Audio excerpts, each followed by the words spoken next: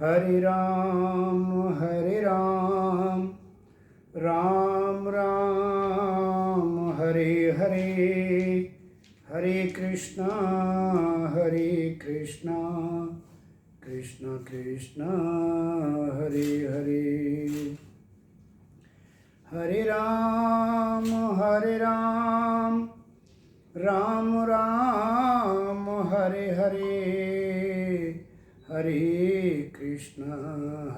कृष्ण कृष्ण कृष्ण हरे हरे।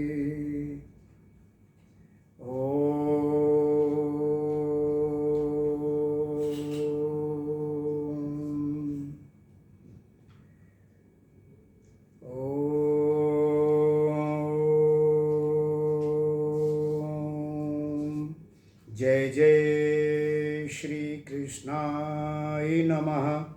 ओम श्री परमात्मने नमः। ओम परम पूज्य गुरुदेवाय नमः। भगवत प्रेमी आत्मीय जन भाई और बहनों,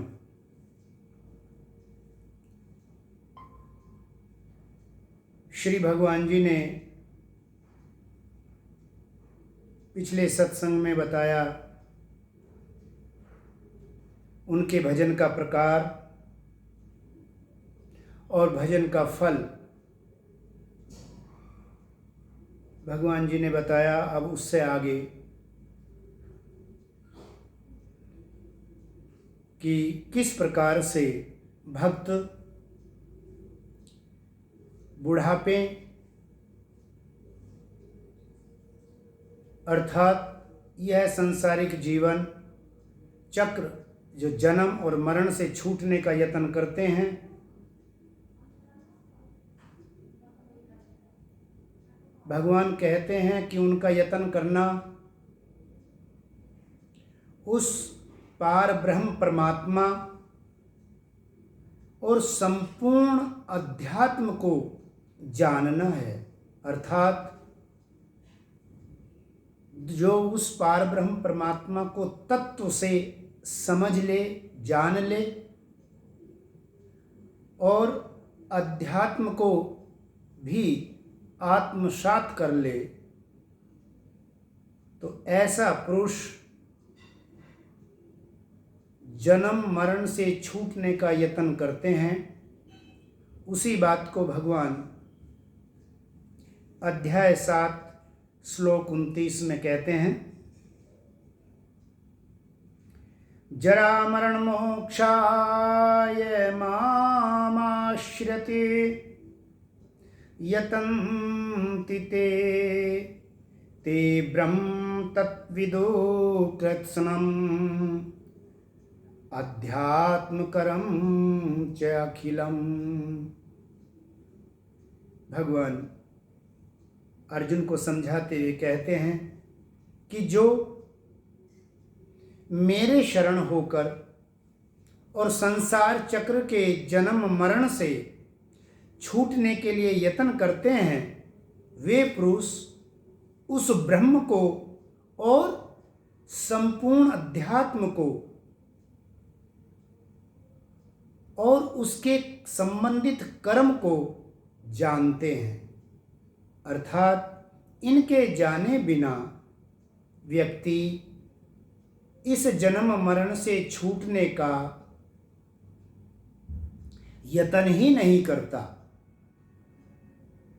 तो भगवान ने बड़े सुंदर तरीके से समझाया कि कौन भजन नहीं कर सकता और भजन कैसे किया जाए, यह भी भगवान ने बताया, और किस प्रकार से हम अपने विभिन्न जन्म जन्मांतर के संस्कार के प्रभाव को परमात्मा के नाम से कम करके नवीन संस्कारों को जागरण करते हैं और परमात्मा के भजन में लग सकते हैं। और उसके लिए सत्संग और सत्पुरुषों का साथ भी भगवान ने बताया कि वह भी साधन स्वरूप इसमें सहायक होता है। किसमें? भजन करने में। अब सत्संग से ही अध्यात्म क्या है इसकी जानकारी हो सकती है, वह परम पुरुष कौन है इसकी भी जानकारी तभी हो सकती है जब सत्संग किया जाए, जब सत्पुरुषों का साथ किया जाए। क्योंकि परमात्मा कह रहे हैं कि अब संपूर्ण अध्यात्म और ब्रह्म को पूरी तरह से जानना क्या है, तो जीवों के रूप में वास्तव में जीव समाधान रूप संपूर्ण अध्यात्म सच्चिदानंद घन परमात्मा से कुछ भी भिन्न नहीं है। क्योंकि परमात्मा ने कई बार ये बता चुके हैं कि सत असत वही हैं, परा और अपरा अर्थात जड़ प्रकृति और चेतन प्रकृति, ये दोनों ही परमात्मा से है। परमात्मा ही सर्व अधिष्ठाता हैं, सर्वाधार हैं। तो कहने का तात्पर्य यह है कि सत्संग का आश्रय लेके, और जैसा भगवान ने पहले बताया कि भगवान के नाम से और निष्कामता से पाप का नष्ट होना क्या है, वो संस्कार, वो अभ्यास जो हमारा स्वभाव बन गया है, उसको बदलने की अगर ताकत है तो वो परमात्मा के नाम में है। तो परमात्मा का नाम का आश्रय लेके जब निष्काम भाव से व्यक्ति कर्म करता है और निष्कामता जीवन में उतर जाती है, तो वह व्यक्ति अध्यात्म को और परमात्मा को के समग्र स्वरूप को समझने में उसका भाव लगता है और समझने का सामर्थ्य भी आता है। इसलिए परमात्मा के नाम का इतना महत्व है। तो भगवान ने कहा कि इन दोनों की जानकारी जो करता है, जो इन्हें जानता है, वही जन्म मरण से छूटने का उपाय करता है। बाकी अन्य पुरुष इसका उपाय भी नहीं करते कि किस प्रकार से जन्म और मरण का छूटा जाए। आगे भगवान कहते हैं, सादिभूतादिदेवं मां सादियज्ञं च ये विदु प्रयाण काले अपि च मां ते विदु युक्त चेतसः। भगवान कहते हैं कि अर्जुन, जो पुरुष अधिभूत और अधिदेव सहित तथा अधियज्ञ के सहित मुझे अंत काल में भी जान ले या अंत काल में भी मेरा स्मरण कर ले, तो वे युक्त चित्त वाले पुरुष मुझे जानते हैं, अर्थात मुझे प्राप्त हो जाते हैं। तो भगवान ने यह बताया, प्रयाण काले अपि, प्रयाण काले अर्थात शरीर के त्याग के वक्त भी यदि वो मुझे मेरा स्मरण करें और मेरे अधिभूत, अधियज्ञ और अधिदेव तीनों स्वरूप को जानता हुआ हो, और कैसा हो, युक्त चित्त वाला, जिसका अंतःकरण, जिसका चित्त में सदैव निरंतर मेरा स्मरण होता हुआ हो और मेरे समग्र स्वरूप को तत्व से जान लिया हो, ऐसा व्यक्ति यदि प्रयाण काले, प्राण के त्याग के, शरीर के त्याग के वक्त भी यदि मेरा स्मरण करता है, तो भगवान कहते हैं वह मुझे प्राप्त हो जाता है। अधिभूत स्वरूप, अधिभूत मतलब जितना भी जड़ प्रकृति है वह परमात्मा से, क्योंकि कुछ भी अभिन्न है ही नहीं। संसार में जो कुछ भी दिखाई पड़ रहा है, जिस जगत को हम विनाशशील समझते हैं, अर्थात परिवर्तनशील समझते हैं, जड़ प्रकृति समझते हैं, अपरा प्रकृति जिसे कहा गया है, वह भी परमात्मा से भिन्न नहीं है, क्योंकि ये पहले भी परमात्मा बता चुके हैं। परंतु कहने का तात्पर्य यह है कि जो इन अधिभूत का मतलब है जो मन चित्त बुद्धि शरीर और जीवात्मा इस जड़ प्रकृति सहित को जानना, इस जड़ वर्ग रूप को अधिभूत कहा है। अधिदेव कौन है? जो सब देवताओं के अधिष्ठाता हैं, अर्थात समस्त देव शक्ति जिनके अधीन काम करती है, जो महाचेतना के रूप में ना केवल चेतन स्वरूप से अपितु जड़ और चेतन में जो अंतर्यामी रूप से व्याप्त हैं, वे आदिदेव हैं। इसको परमात्मा 8वें अध्याय के शुरू में पुनः वर्णन करने वाले हैं, अर्जुन के प्रश्न से भी। और अधियज्ञ भगवान कह रहे हैं कि जीवात्मा में अर्थात इस शरीर में जो अंतर्यामी स्वरूप से परमात्मा बसे हैं, उनका नाम अधियज्ञ है। इस प्रकार से ज्ञान विज्ञान सहित जो परमात्मा ने संकल्प किया कि मैं तुम्हें ज्ञान और संपूर्ण विज्ञान सहित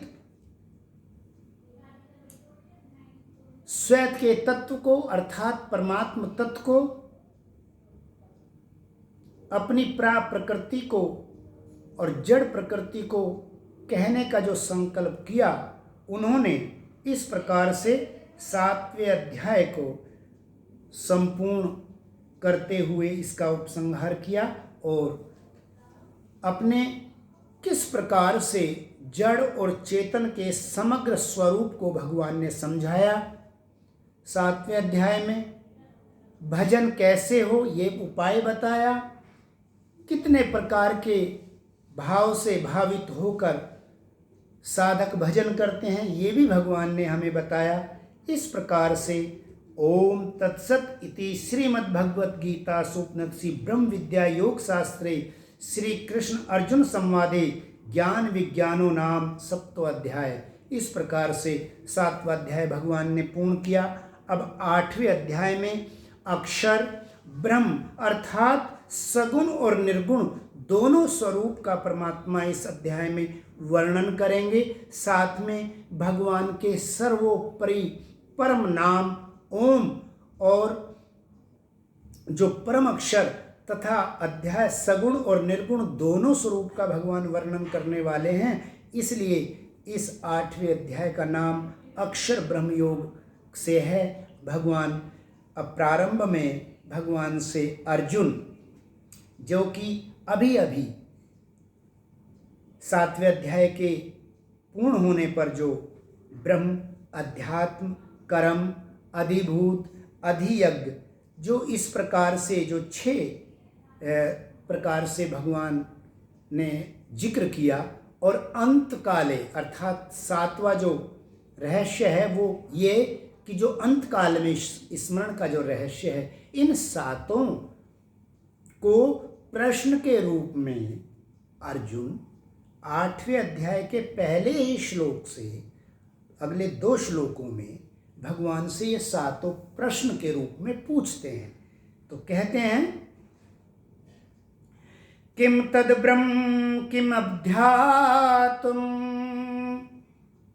किम करम पुरुषोत्तम अधिभूतम च किम प्रोक्तम अधिदेवम किम उच्यते। अभी जो अधिभूत अध्यात्म अधियज्ञ जो भगवान ने जिक्र किया, उसी को प्रश्न रूप से पुनः भगवान श्री कृष्ण से, अपने इष्ट से, पार ब्रह्म परम ज्योति परमात्मा जो कि ज्योति स्वरूप जिनको निर्गुण कहा, उन्हें जो साकार रूप से आज अर्जुन के समक्ष हैं, भगवान पुनः उसमें भी प्रश्न कर रहे हैं। क्योंकि जैसे ब्रह्म है, अब ब्रह्म शब्द जो है वेद या ब्रह्मा जी तथा भगवान के निर्गुण स्वरूप के लिए भी यूज किया जाता है, प्रयोग किया जाता है। तो अर्जुन चाहते हैं कि निश्चित रूप से जो आपने जिक्र किया ब्रह्म शब्द का, वास्तव में सीधे सीधे मैं इन्हें किसके अर्थ में समझूं। इसी प्रकार से ये प्रश्न कर रहे हैं कि मैं ब्रह्म किसे कहेंगे, अध्यात्म क्या है, क्योंकि अध्यात्म में तो मन चित्त बुद्धि अंतःकरण जीवात्मा ये सब आता है। तो आपका क्या तात्पर्य है, अध्यात्म से आप क्या कहना चाहते हैं, मुझे और स्पष्टीकरण अर्जुन भगवान से चाहते हैं। और साथ ही साथ इससे हम ये भी प्रेरणा लेते हैं कि जब अपना इष्ट, चाहे वो गुरुदेव रूप में स्वरूप में हो, चाहे आपके भाव के अनुसार भगवान प्रकट हों, तो हमारी जिज्ञासा उन्हें जानने की, उन्हें मानने की, उनसे बतियाने की कम नहीं होनी चाहिए। इसलिए भगवान से पुनः प्रश्न करते हुए पूछ रहे हैं कि हे पुरुषोत्तम, ये ब्रह्म क्या है, अध्यात्म क्या है, कर्म क्या है, अधिभूत नाम किसको कहा गया है, अधिदेव आप किसको कहते हैं, प्रभु मुझे समझा कर बताइए। क्योंकि ब्रह्म तो वेद के लिए भी कहा गया है, निर्गुण ब्रह्म अर्थात निर्गुण परमात्मा के लिए भी कहा गया है, ओंकार के लिए भी कहा गया है। तो आप ब्रह्म से क्या तात्पर्य है, अध्यात्म केवल जीवात्मा से आपका तात्पर्य है, अथवा शरीर मन इंद्रिय जीव बुद्धि इत्यादि से आपका तात्पर्य है, अर्थात अध्यात्म से आपका क्या तात्पर्य है, वह कर्म क्या है जो हम यज्ञ इत्यादि दान तप तपस्या करते हैं, जो भगवान का भजन करते हैं, ये कर्म है, या आपने जो अपने संकल्प से अनेक लोक लोकांतरों का जो आपने सृष्टि रचना करने का जो कर्म किया है, कर्म से आपका वो उस कर्म से तात्पर्य है, मैं ये जानना चाहता हूँ। तो कहने का तात्पर्य है वो भगवान से सीधे सीधे, अगर कहें तो संक्षेप में, भाई सीधे सीधे बताओ मैं इसे क्या जानूं, कैसे समझूं। धन्य है अर्जुन का भाव। और अब आगे, क्योंकि उन्होंने 7 प्रश्न किए हैं, अब आगे फिर पूछते हैं, अधियज्ञ कथम को अत्र देहे अस्मिन् मधुसूदन प्रयाण काले च कथम गयो असि नियत्म आत्मभी। हे प्रभु, हे कृष्ण, हे भगवान, यहाँ अधियज्ञ कौन है, वह इस शरीर में कैसे है, अगर इस शरीर में मैं जीवात्मा हूं, फिर वो अधियज्ञ स्वरूप में शरीर में कैसे है प्रभु। तथा युक्त चित्त वाले, युक्त चित्त शब्द कई बार दूसरे अध्याय से लेकर अभी तक बार बार युक्त चित्त चेतसा शब्द बार बार आ रहा है। इसका अर्थ है कि जिनका चित्त, क्योंकि जो स्मरण है वो चित्त में होता है। क्यों? क्योंकि जो भाव का उद्बुद्ध होता है, भाव जो उत्पन्न होता है, वह भाव साकारता का सामर्थ्य लिए हुए चित्त में वृत्ति के स्वरूप उभरता है, इसलिए चित्त से होता है। तो भगवान बार बार युक्त चित्त, युक्त मतलब जो परमात्मा से संलग्न है, जिसका कनेक्शन हो गया है, जो जुड़ गया है, जिसका चित्त परमात्मा से जुड़ गया है, यानी इतना अभ्यास जो हर कर्म में परमात्मा को देख ले। इसीलिए तो भगवान अपना समग्र रूप समझा रहे हैं कि ये जो अच्छा बुरा जिसे हम ये यहाँ क्लासिफाई करते जा रहे हैं, अगर इसको हम तत्व रूप से देखें, भाई नाली का पानी वास्तव में पीने योग्य नहीं है। गंदे नाले का पानी और अमृत स्वरूप माता गंगा का अमृतत्व जल से कोई तुलना नहीं, लेकिन तत्व रूप से तो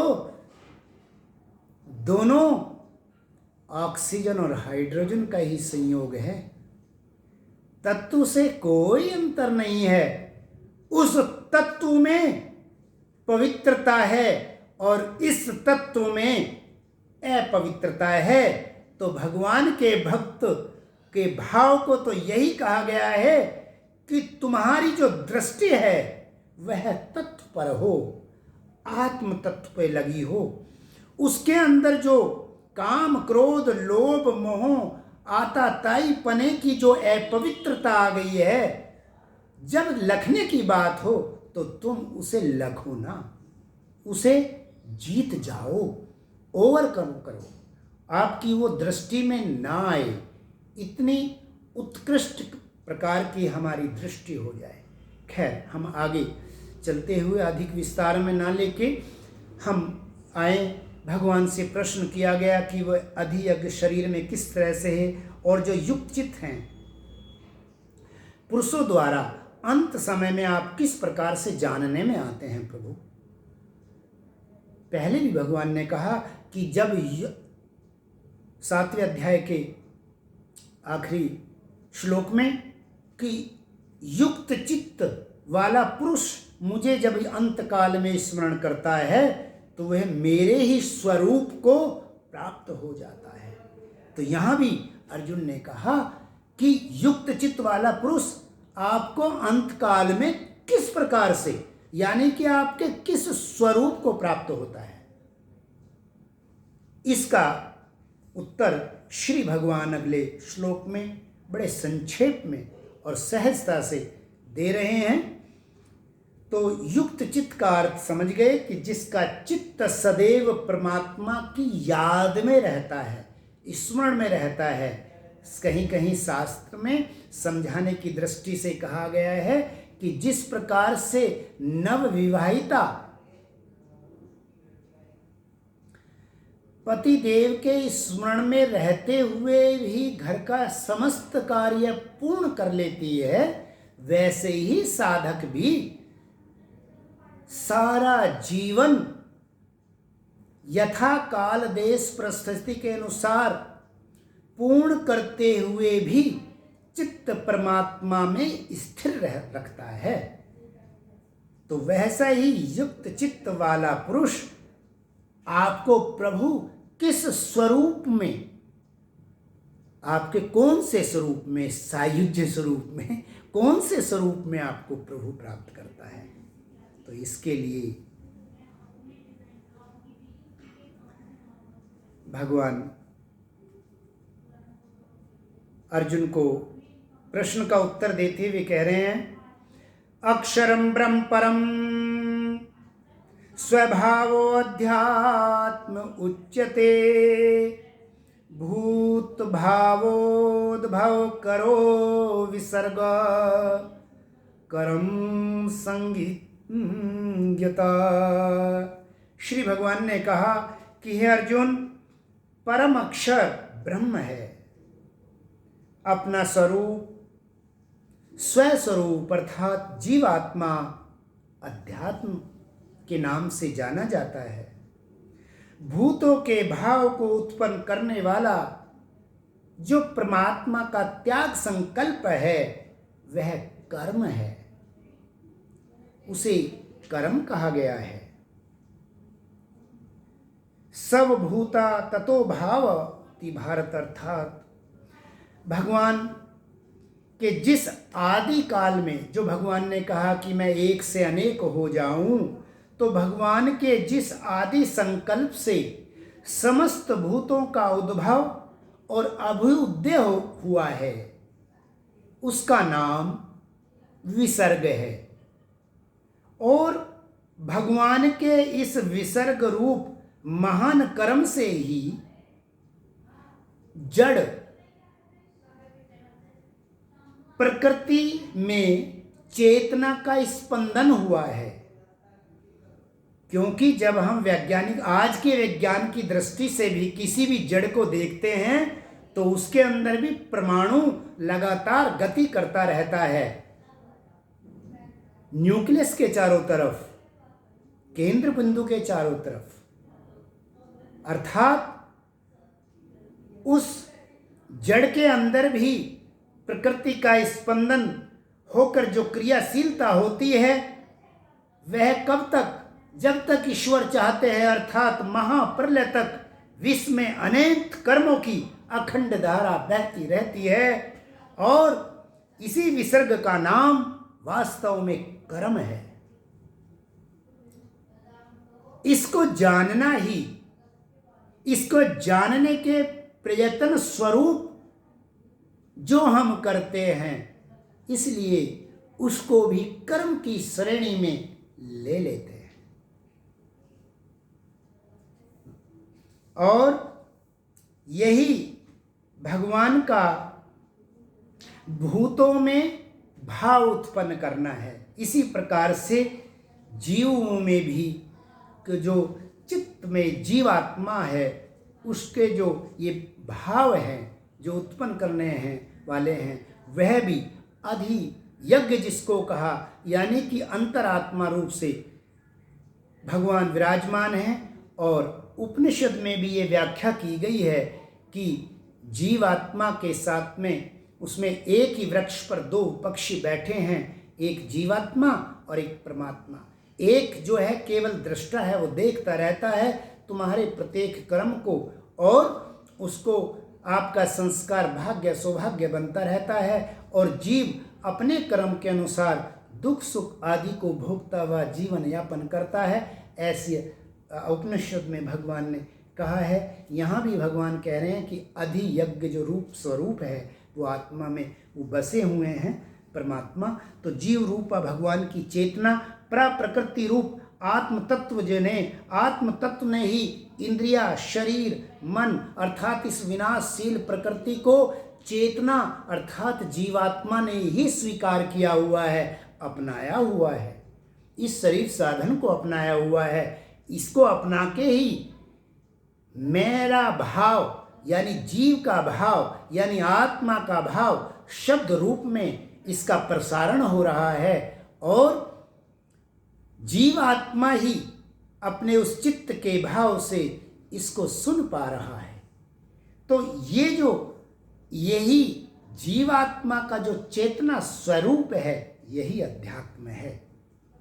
अब आगे भगवान अगले श्लोक में अधिभूत और भगवान के अक्षर और उनके आदिदेव अधियज्ञ क्या है, इसका उत्तर समझाते हुए कहते हैं, अधिभूतम क्षरो भावा पुरुषाधिदेवतम अधियज्ञो अहम एवात्र देह भृतावर। भगवान कहते हैं कि जितना भी ये प्रवर्तनशील विनाशशील जो भी समस्त जड़ पदार्थ अधिभूत है, मन शरीर इंद्रिया सब कुछ ये अधिभूत हैं। इन्हें ही भगवान ने अधिभूत नाम से कहा है। और इसी को अध्यात्म जीवात्मा अर्थात चेतना ने अपनाया हुआ है। हिरण्यमय पुरुष अर्थात अव्यक्त सर्वव्यापक स्वरूप परमात्मा आदिदेव हैं, जो कि अनेक ब्रह्मांडों की रचना करने वाले, जो समस्त देव शक्तियों के अधिष्ठाता हैं। वे ही जिन्हें हम सूत्रात्मा हिरण्यगर्भ प्रजापति या ब्रह्मा के नाम से जानते हैं, वे ही आदिदेव हैं। तथा जीवात्मा के साथ अंतर्यामी रूप से वह महाचेतना जो व्याप्त है उसे अधियज्ञ कहते हैं। तो अधिभूत अधियज्ञ और महाचेतन सर्वव्यापी स्वरूप परम पुरुष आदि देव को भगवान ने बड़े सुंदर तरीके से समझाया। तो जीव रूप चेतना प्रकृति इस अधिभूत को धारण करती है और स्वयं भगवान, कहने का यहाँ तात्पर्य यह समझ लें कि जो अधिभूत है उसको जीवात्मा ने अपनाया है। जीवात्मा परमात्मा से एक क्षण के लिए भी अलग नहीं है, अलग माना हुआ है। परमात्मा ने जीवात्मा को अकेला नहीं छोड़ा।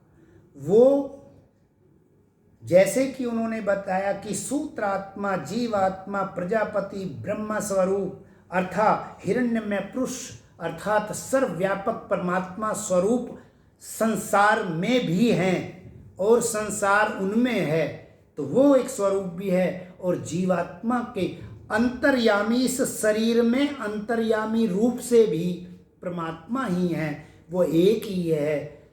जैसे पहले भी कहा कि वासुदेव सर्वम, सब कुछ वही परमात्मा ही है। तो जो भगवान के ये अलग, चाहे वो अधिभूत हो, अधिदेव रूप स्वरूप हो, अधियज्ञ है, ये परमात्मा से कुछ भी अलग नहीं है, भिन्न नहीं है, सब कुछ परमात्मा से अभिन्न है। इस तत्व को जब ये सब को जान लेते हैं तो इस तत्व को साधक जान जाता है कि ये सब कुछ परमात्मा ही है।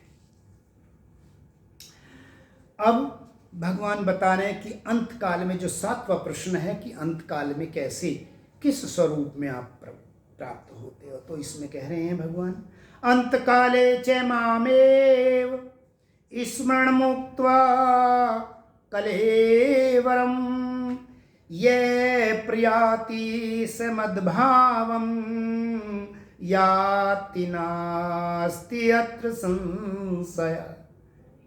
जो पुरुष मुझको स्मरण करता हुआ अंतकाल में शरीर को त्याग कर जाता है, वह मेरे साक्षात स्वरूप को प्राप्त होता है। भगवान ने कहा कि अर्जुन ने भगवान से पूछा था कि आप किस स्वरूप में, तो आगे भगवान वर्णन करेंगे कि जिसका जैसा भाव है मैं वैसे ही प्रकट होता हूं।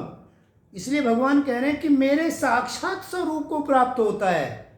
अब यहां कोई व्यक्त है व्यक्त की बात नहीं, व्यक्ति हो जाते हैं परमात्मा। भगवान कह रहे हैं कि ऐसे पुरुष को जो अंत काल में जिसका चित्त युक्त चित्त है, यहां युक्त चित्त का अर्थ नहीं आया है, भगवान सीधे सीधे कह रहे हैं कि जो मुझे अंत समय में शरीर त्यागता हुआ मुझे जो याद करता है वह मेरे साक्षात स्वरूप को प्राप्त हो जाता है। भगवान कहते हैं कि इसमें संशय करने की कोई गुंजाइश नहीं, ना अस्ति अत्र संशय, इसमें कोई संशय की बात नहीं।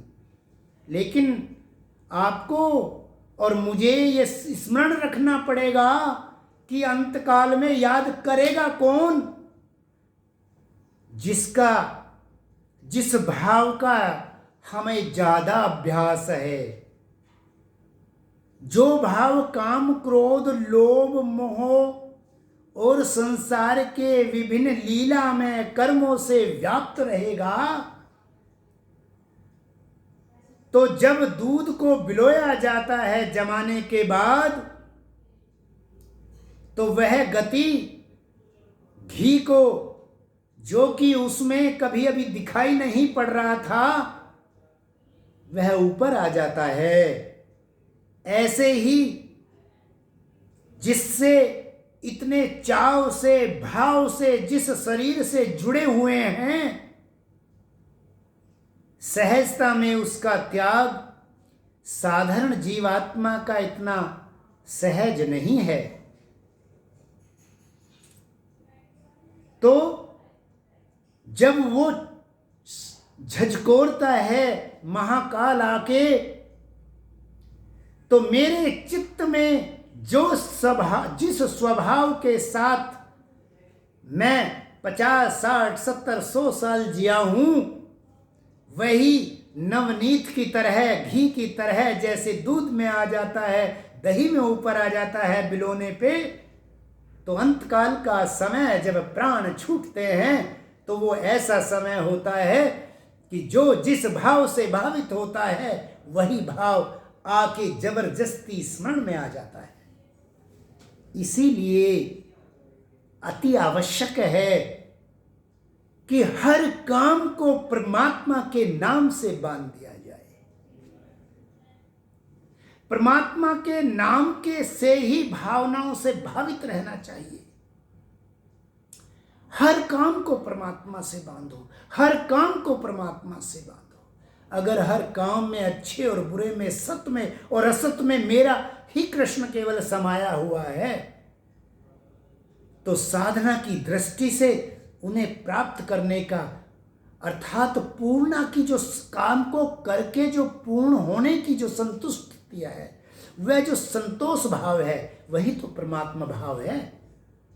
उसी को प्राप्त करके हमें खुशी जाहिर और हर्ष जाहिर करना चाहिए, क्योंकि भगवान ने शर्त लगाई है कि जिसका, इसीलिए कहा कि जिसका चित्त परमात्मा में रमण कर रहा है, अंतकाल में निश्चित रूप से उसी को ही परमात्मा याद आएगा। वरना तो साधारण बात तो बिल्कुल सही है, दिन कैसा भी आप जीवन व्यतीत करें और अंतकाल में भाई परमात्मा का नाम ले ले, लेकिन ऐसा हो नहीं पाता। जरूर अजामिल का उदाहरण दिया गया कि भाई उसने इस अभ्यास को करने हेतु बेटे का नाम ही नारायण रख दिया, ओ नारायण ओ नारायण। और भाई इस शब्द का तो अपना प्रभाव है, अपना विज्ञान है। भगवान प्रकट हो गए, और ऐसा नहीं कि वो बिल्कुल ही अनजान था, वो समझ गया था। इस नारायण में वो उस नारायण को देख रहा था, इस नारायण नाम की जीव आत्मा के साथ में बैठे हुए अपने परम नारायण को देख रहा था। इसीलिए उसको नारायण नारायण बोलने से दोनों काम हो रहे थे। पुत्र अपने पुत्र भाव से अपनी कर्तव्यों का पालन हो रहा था, और वह अपने चित्त से अपने नारायण के भाव से भावित होकर आनंद मग्न हो रहे थे। मेरा ऐसा मैं समझता हूं इस कहानी के पीछे का भाव, क्योंकि ऐसे समय पर, अरे भाई, जब हल्का सा शरीर में कहीं दर्द हो जाए तो पूरा चित्त वहां रम जाता है। पूरा चित्त ऐसे रम जाता है जैसे मणि, स्फटिक मणि प्रकाश के रंग में रंग जाती है। जिस रंग का प्रकाश होता है, स्फटिक मणि में भी वह वैसा ही परावर्तित होने लगता है। तो बिल्कुल इसी तरह से यहाँ भी यह बात है। तो भगवान के स्मरण आ जाए, इसके लिए क्या जरूरी हुआ कि चित्त परमात्मा में लगा रहे। इसका अभ्यास होना चाहिए, तभी परमात्मा का यह जो बात भगवान ने कहा है कि संशय, इसमें वास्तव में संशय नहीं, स्वयं परमात्मा कह रहे हैं तो संशय होने का तो सवाल ही नहीं है। पर मेरा भाई, स्मरण तो तभी होगा ना जब इसका अभ्यास होता रहे, हर वक्त अभ्यास होता रहे। जब कोई हंसी हो तो परमात्मा की याद आए, जब कोई दुख में आहा मुंह से निकले तो परमात्मा की याद आए, जब कोई शरीर दर्द से सताए मेरा संस्कार तब परमात्मा की याद आए, और जब मन प्रफुल्लित हो तब भी परमात्मा की याद आए। तो जरूर अंत समय में बार बार ये अभ्यास लेने से शायद ऐसा हो जाए, गुरु कृपा हो जाए कि हम परमात्मा का स्मरण करते हुए अपने परमात्मा को साक्षात दर्शन करके उन्हें आत्मसात कर सके, उनके गले लग सके, परमात्मा के हाथ में अपना हाथ पकड़ाने के लिए अपना हाथ उठाने का सामर्थ्य रख सके। आगे कहते हैं भगवान कि जो भगवान आपका स्मरण कर ले तो ये नियम सबके ऊपर लागू है क्या? कोई भी आपको याद कर लेगा? जीवन कैसे भी यापन करे, बस आपको अंत में याद कर ले प्रभु, फिर तो आप साक्षात हो जाओगे। ऐसा है क्या? तो इसके लिए भगवान उत्तर दे रहे हैं, यम यम व्यापी स्मरण भावम तजन्ते कलेवरम तम तम एव एति कौन्ते सदा तद्भाव भावित।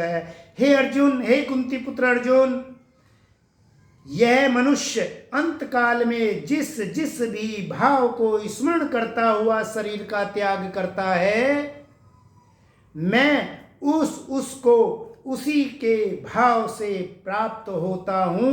वह सदा उसी भाव से भावित रहता है। आ गया वही बात, परमात्मा कहते हैं जो सदा से ही जिस भाव से भावित रहता है, अर्थात मेरे जिस स्वरूप के भाव से वो ओतप्रोत रहता है, बाहर अभ्यंतर बाह्य सूची जो है, बाहर अंतर से केवल परमात्मा के नाम की पवित्रता के लिए जिसकी तत्परता है, वह सदा उन्हीं भावों से भावित रहता है, ओतप्रोत रहता है। इसलिए वो शरीर के त्याग के समय जिस जिस भाव से भावित रहता है, मैं उसको उस भाव की पूर्ति हेतु साक्षात प्राप्त होता हूं। आगे भगवान कहते हैं, अब भगवान ने बड़ा अच्छे से समझाया कि जो मनुष्य शरीर त्याग के समय अंत काल में उनका स्मरण करता है, जिस भाव से भी करता है, उसी भाव से मैं जीव को साक्षात हो जाता हूं। तो भगवत प्राप्ति के चाहने वाले अंत समय में भगवान का स्मरण रखना अत्यंत आवश्यक हो जाता है।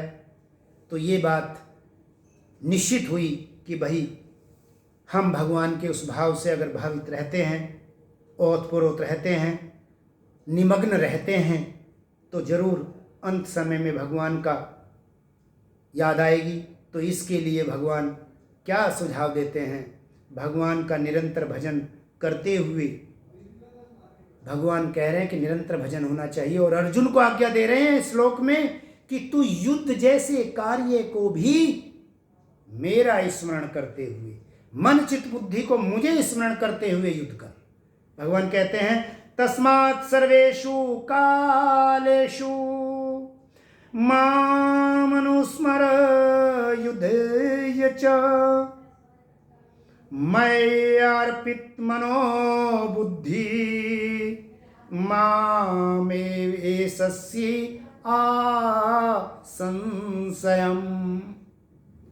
इसलिए हे अर्जुन, तू सब समय में अर्थात हर क्षण निरंतर मेरा स्मरण कर और युद्ध भी कर। निश्चित रूप से वहां युद्ध रहा। तो भाई मैं कहता हूं कि जो संसार का जीवन यापन करने ये जो करना है, इसको भी आप जैसे युद्ध में बड़ा समझ करके एक एक कदम रखना होता है, क्योंकि एक गलत निर्णय या एक उठा हुआ गलत कर्म हमारे जीवन का अंतिम क्षण ला सकता है। उसी सजगता के साथ यदि हम ये जीवन रूपी युद्ध को लड़ें, अर्थात इस जीवन को जीते हुए युद्ध की भांति सतर्कता से, तत्परता से अगर हम इस जीवन को जिएं, तो हम परमात्मा के निरंतर स्मरण में रह सकते हैं। और यही बात अर्जुन को, क्योंकि अब वो गुरु रूप में हैं, परमात्मा अर्जुन को आज्ञा दे रहे हैं कि तू निरंतर मेरा स्मरण भी कर और युद्ध भी कर। तो वो कैसे होगा, किस प्रकार से? मुझ में अर्पण किए हुए मन बुद्धि से युक्त होकर तू निसंदेह मुझको ही प्राप्त करेगा। क्योंकि जिसने मन बुद्धि को मुझ में अर्पण कर दिया है, तो इसलिए हे अर्जुन, तू निसंदेह मुझको ही प्राप्त होगा। तू मन बुद्धि को मुझे अर्पण कर दे कि जो होगा देखा जाएगा, परमात्मा के नाम से ही शुरू करो। तो वहां अर्जुन महाभारत में खड़े हुए हैं। भाई वो इस टाइम पे ही भगवान ने बताया, वो जब भगवान जी इनके के यहाँ रहने गए थे, अर्जुन जब भी समझा सकते थे, पर वो हम जैसे, मुझ जैसे तुच्छ मूर्ख जीव को समझाने के लिए भगवान ने उस समय पर आके समझाया कि जब मुझ जैसे तुच्छ बुद्धि जीव आएंगे तो वो कहेंगे कि जब अर्जुन ने अपने कृष्ण को गुरु धारण कर लिया, अपना मार्गदर्शक पथ प्रदर्शक नियुक्त किया, तो उन्होंने आज्ञा दी थी युद्ध जैसे भयंकर कर्म को भी करते हुए तू मुझे निरंतर स्मरण कर सकता है। और कैसे कर सकता है, तो उन्होंने बताया कि मन और बुद्धि को अर्पण करके तू मेरा निरंतर स्मरण भी कर और स्मरण रखते हुए युद्ध भी कर। अर्थात कहने का तात्पर्य यह है कि इस जीवन का यापन जो कर रहे हैं, कर क्या रहे हैं, जीवन यापन हो रहा है। जीवन समय का नाम है और ये एक एक क्षण चलता जा रहा है, क्योंकि जो निरंतर बीतता है, जिसका काल चक्र जो रुकता नहीं है, वह निरंतरता पे है। और यह जीवन अर्थात चल ही रहा है, चल ही रहा है। आओ इस यात्रा में हम केवल और केवल हरे राम राम राम हरे हरे, हरे कृष्णा कृष्णा कृष्णा हरे हरे कहते हुए इस जीवन का आनंद ले, इस जीवन में परमात्मा के नाम का रस भर दे। आओ मिलकर हम ये सब काम करें। आज के लिए इतना ही, बाकी अगले सत्संग में प्रेम से बोलिए श्री राधे कृष्ण भगवान की जय, परम पूज्य गुरुदेव की जय। ओम।